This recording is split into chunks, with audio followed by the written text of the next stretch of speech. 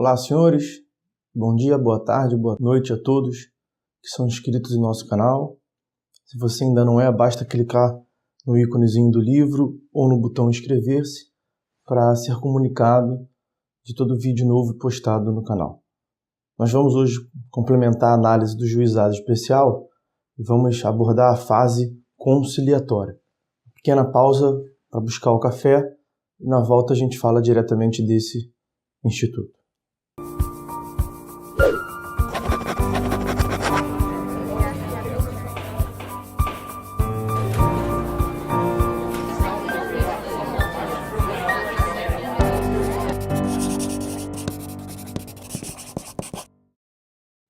Bom, senhores, como afirmamos, nós vamos tratar da fase conciliatória do procedimento dos juizados especiais cíveis.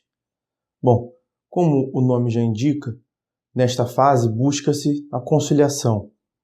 Para ser mais técnico, busca-se a autocomposição, que é um dos critérios norteadores afirmado lá no artigo 2º da Lei do GEC, a Lei 9.099 de 95.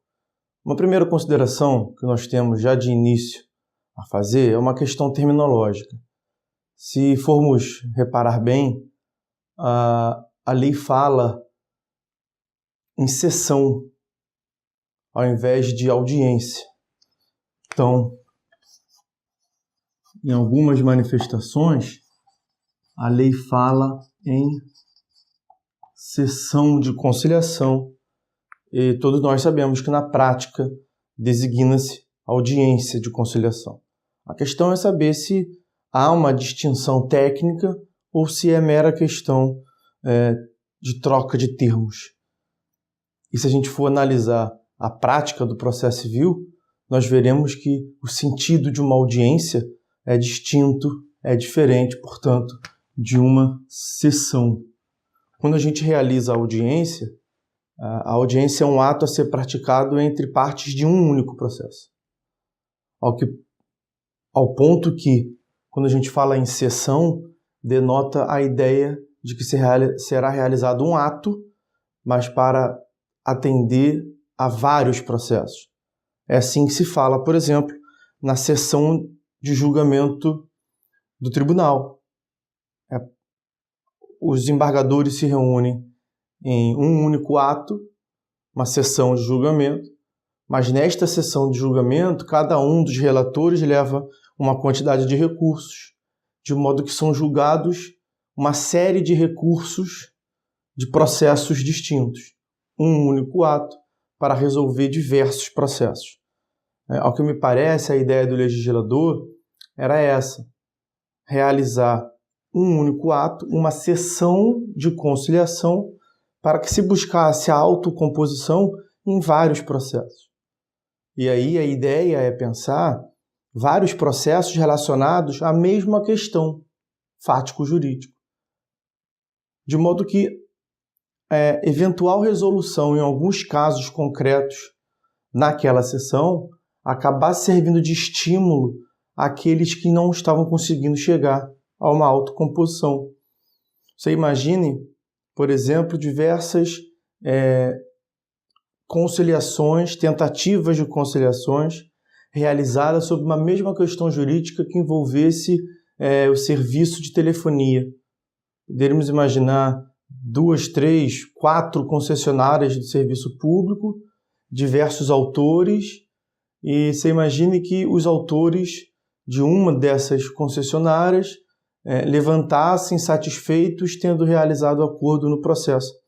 Isso serviria de uma forma legítima de exercer pressão tanto pelos conciliadores que perceberam que uma das empresas chegou a acordo com os clientes, quanto em relação aos próprios clientes das outras concessionárias. Ora, se é uma mesma questão jurídica que envolve 4 concessionárias diferentes, parece que se uma delas chegou ao acordo é porque é possível. E aí isso poderia servir como eu disse, um legítimo instrumento de pressão. Os outros clientes poderiam questionar o porquê que a outra empresa conseguiu chegar ao acordo e a empresa ré do seu processo individual não está chegando. pode passar a ideia de que a outra empresa trata melhor os consumidores e isso acabaria forçando de forma legítima um êxito maior nos acordos. Mas, como a gente sabe, não é assim que se faz na prática. Então, na prática, o que a lei queria era cessão. A lei fala em 2 momentos em cessão de conciliação. Na prática, designam-se audiências de conciliação individualmente para resolver, para tentar a autocomposição entre processos específicos individuais. Bom, superada essa questão terminológica, nós temos que destacar, portanto, que a audiência, na prática, ela é designada com um fim exclusivo, específico da autocomposição. E é o primeiro ato designado no processo depois do registro da petição inicial, como nós vimos no último vídeo. Então, no procedimento do juizado, desde sempre, o réu, o demandado, ele era citado, ainda é citado, para comparecer à audiência de tentativa de conciliação. É interessante perceber que esse modelo, que desde 95 é adotado nos juizados especiais, ele foi adotado, ou seja, serviu de inspiração ao legislador de 2015 do Código de Processo Civil. Então, se a gente for fazer uma comparação, serviu como inspiração ao artigo 334 do CPC de 2015. Então, como é que é o procedimento comum agora do Código de Processo Civil? Em primeiro lugar, o réu é citado para comparecer à audiência de tentativa de conciliação ou mediação. E, em segundo lugar, é também o primeiro ato do procedimento após a citação, de modo que o réu não deve se preocupar em levar para a audiência de tentativa de conciliação ou mediação a sua resposta. E por que isso? Porque há dados científicos que demonstram que quanto mais para o começo do procedimento, maior é a chance de se obter autocomposição. Uma vez que as partes já discutem do ponto de vista jurídico, uma vez que o réu já elabore a sua resposta, a sua defesa, a contestação, diminui-se sobremaneira a possibilidade de se obter autocomposição. Então, por isso que desde 95, no procedimento do juizado, o primeiro ato é tentativa exclusiva de conciliação, e isso serviu, portanto, de inspiração ao legislador de 2015. Bom, quem é que pode realizar este ato? Este ato pode ser realizado pelo juiz togado ou pelo juiz leigo ou ainda pelo conciliador. Juiz togado, juiz leigo ou conciliador. Bom, uma da distinção elementar entre conciliação e mediação é o fato de que, como na conciliação não há um vínculo de trato continuado, um vínculo sucessivo entre as partes, portanto, uma relação jurídica esporádica que uniu as partes eventualmente num dada relação, mas elas não têm, como no vínculo de família, por exemplo, elas não têm um vínculo prévio e não vão continuar, muitas das vezes, um vínculo posterior. A atitude do terceiro, o agente do Estado, juiz togado, juiz leigo ou conciliador, ela pode ser mais ativa. Ou seja, o juiz ou o conciliador podem propor soluções, diferente da mediação. Na mediação, a lógica é justamente oposta. Como há o vínculo de trato sucessivo entre as partes, o agente do Estado ele deve ser mais cauteloso. Ele adota uma atitude, portanto, passiva. Ele tenta fazer, quase que como um psicólogo, ele tenta fazer, durante várias sessões, as partes perceberem o real motivo do conflito de interesses. Mas na conciliação, não. Na conciliação, o agente do Estado pode ser mais ativo, como eu dizia. Só que é sempre bom destacar que essa possibilidade de uma atitude mais ativa, proativa, de propor soluções, não pode nunca ser confundida, como infelizmente a gente vê na prática, como uma ameaça, como uma forte pressão, uma imposição para se chegar a acordo. Nem mesmo quando ela é realizada pelo juiz togado, não pode a atitude dele demonstrar um pré-julgamento. Ou seja, ele ameaçar o réu ou ameaçar uma das partes, no sentido que ele já formou o convencimento dele e indicar que a parte seria condenada. Isto é um pré-julgamento, ele estaria, portanto, impedido de continuar julgando a causa. Então, algumas considerações que a doutrina levanta importantes com relação a essa fase conciliatória. Uma outra questão é que a lei exige comparecimento pessoal das partes. A lei exige o comparecimento pessoal de ambas as partes. Isto se dá, como afirmamos anteriormente, por conta do princípio da oralidade e o seu subprincípio da imediatidade. É próprio da oralidade os atos praticados pela via oral que as próprias partes estejam em juízo, que as próprias partes estejam na realização daquele ato, na realização daquele ato pela via oral. E aí nós temos, portanto, algumas consequências. A lei exige o comparecimento pessoal, como eu lhes disse. A ausência do autor,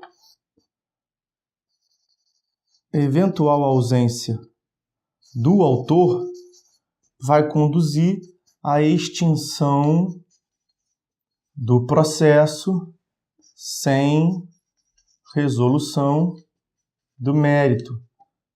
É que se encontra lá no artigo 51, inciso 1º da lei do JEC. Artigo 51, inciso 1º da lei do JEC. Também teremos referência a isso no enunciado número 20 do FONAGE, Fórum Nacional dos Juizados Especiais. Bom, com relação ao réu, a ausência do réu é considerada revelia. A ausência do réu é considerada revelia. E aí a gente traz a noção lá do procedimento comum que revelia possui alguns dos efeitos. Efeito material da revelia, presunção de veracidade dos fatos alegados. Um dos efeitos processuais da revelia, consequência direta do efeito anterior. Já que os fatos alegados são presumivelmente verdadeiros, o efeito processual é o julgamento antecipado daquela demanda. E aí a lei do juizado, atenta a isso, vai dizer que a ausência do réu gera revelia e o juiz vai, portanto, sentenciar. O juiz sentencia, gera a sentença. Isso está no artigo 20 da lei do JEC. Artigo 20 da lei do JEC, a gente encontra a manifestação também no artigo 23.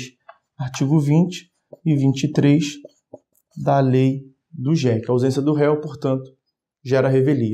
Bom, mas se o réu for pessoa jurídica, nós já adiantamos também, quando da análise dos sujeitos do processo, que a pessoa jurídica que deve comparecer à audiência, e aí nós já vimos que pessoa jurídica atuando no processo dos juizados especiais, ela será tendencialmente ré, porque somente MEI, ME, EPP e o microempreendedor de crédito dessas modalidades, MEI, ME e EPP, assim como a pessoa jurídica que é OCIP, qualificada como OCIP, Organização Civil de Interesse Público, tirando essas hipóteses, só pode ser demandante uma pessoa natural. Então, o réu que seja pessoa jurídica, ele comparece à audiência por meio do preposto. Então, a única forma de representação que se admite no sistema dos juizados é a preposição da parte que seja pessoa jurídica. O preposto deve comparecer, portanto, dispondo da carta de preposição. Nós vimos que o preposto não pode cumular, o preposto não pode ser advogado que esteja acumulando a função de advogado. O preposto pode ser advogado, mas não pode ser o advogado da causa. E o preposto não precisa ter vínculo empregatício, um vínculo jurídico com a pessoa jurídica. Tá? Bom, com relação ao sistema do Juizado Especial Federal e o Juizado Especial da Fazenda Pública, nós temos aqui uma questão importante. É porque a própria lei de regência, a lei do GEF 10.259 de 2001 e a lei do GEFP 12.153 de 2009, elas afirmam que os representantes dos entes públicos, União e a sua administração indireta, autarquia federal e empresa pública federal, os estados, Distrito Federal, município, seja na administração direta ou na administração indireta, autarquias e empresas públicas dos municípios, eles estão autorizados a transigir. Então, eles podem realizar autocomposição. Então, os representantes desses entes são autorizados a transigir. Eles podem realizar acordo, e foi bom a lei afirmar isso, porque paira ainda no imaginário de alguns construtores do direito a ideia de que a indisponibilidade do interesse público, a supremacia do interesse público poderia vir a impedir eventual realização de acordo, o que já, pela doutrina mais técnica, negado, justamente porque há uma diferença entre interesse público primário e interesse público secundário. Isso já vem da obra do professor Diogo de Figueiredo e outros que construíram essa diferença. Tá? Bom, se a gente conseguir obter a autocomposição, o juiz vai homologar por sentença.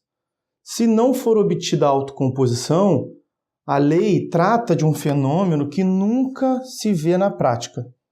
A lei trata da possibilidade, entre os artigos 24 e 26, da instituição do juízo arbitral. Juízo arbitral no juizado, lá entre os artigos 24 e 26. Isso não acontece na prática, nem se tenta a instauração do juízo arbitral.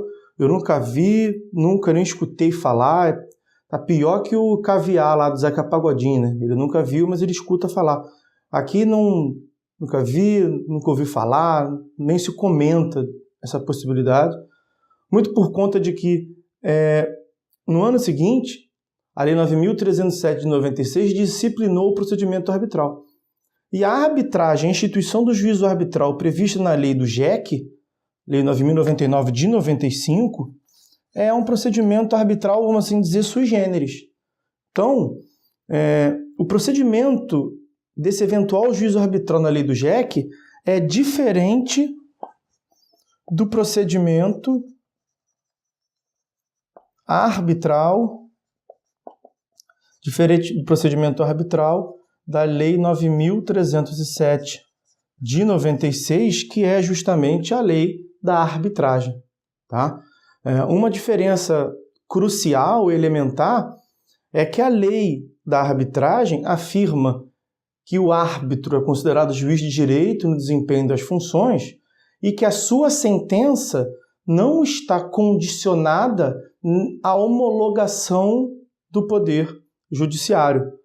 Então, demonstra a independência e autonomia do árbitro em relação ao juiz de direito.